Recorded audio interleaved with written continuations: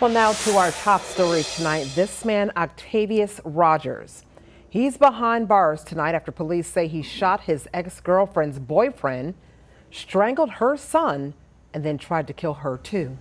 Good evening, everyone, and thank you so much for joining us. I'm Darcy Thomas. And I'm DARRELL GREENE. Now, Rogers' charges include attempted murder, and tonight we're learning the woman in the middle of what happened says this isn't the first time. Fox 13's Dominique Dillon is live in FRAYSER tonight. Dominique, you're at Rogers' ex-girlfriend's home right now, and that's where neighbors tell you that a lot of this happened. Yeah, neighbors tell us he showed up to his ex-girlfriend's house, which is right behind me, shot an assault rifle in the air, then walked up to her front window here and shattered the glass with the assault rifle. As you can see, the mess still on the ground, large shards of glass lying here. But he didn't stop here. He then went over to her current boyfriend's house and shot him as well, according to police. I had my nephews and niece in the backyard with me. I made them come in the house, made them get down on the floor with me. When the first gunshot rang out and shattered glass hit the ground on Willow Woods Avenue Saturday, this neighbor, who asked us to conceal his identity, gathered his family and ran for safety.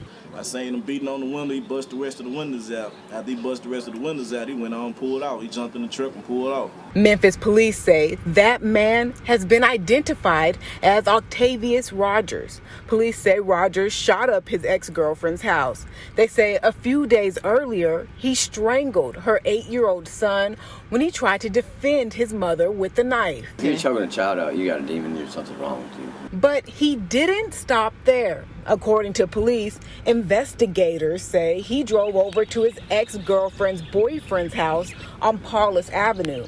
The police report says Rogers shot up that house too. The proof, the bullet holes in this white Infiniti and the shattered glass on the driver's seat. We need to pray for one another. The city just needs some spiritual help and uplifting us. One of the many bullets hit the current boyfriend in the leg, police say. He is recovering from his injury. His life off. You can't take this back. Rogers faces second-degree attempted murder, 5 counts of aggravated assault, child abuse, and a laundry list of other charges. Neighbors relieved he is behind bars. We'll give him an opportunity to get himself right. Records show on March 26, Rogers threatened to kill his ex and her son. That's when he allegedly strangled the child. Records also show there were active warrants out for his arrest. And at 6, hear from a domestic violence advocacy group to share what you should do if you find yourself in a similar situation. Reporting live in FRAYSER, Dominique Dillon, Fox 13 News. Thank you so much, Dominic. Well, unfortunately, situations like this are too common. About 50 to 75% of domestic abuse homicides, they take place after a couple separates. In February, we talked to a domestic abuse survivor and an advocate in Memphis. Now, she told us that while getting out of an abusive relationship is the goal, having a safety plan in place first is even more important.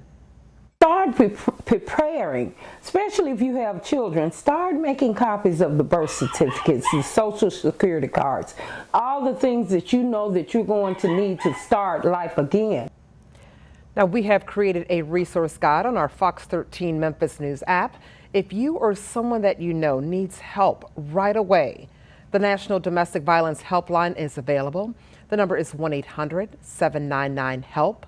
Again, that number is 799-7233.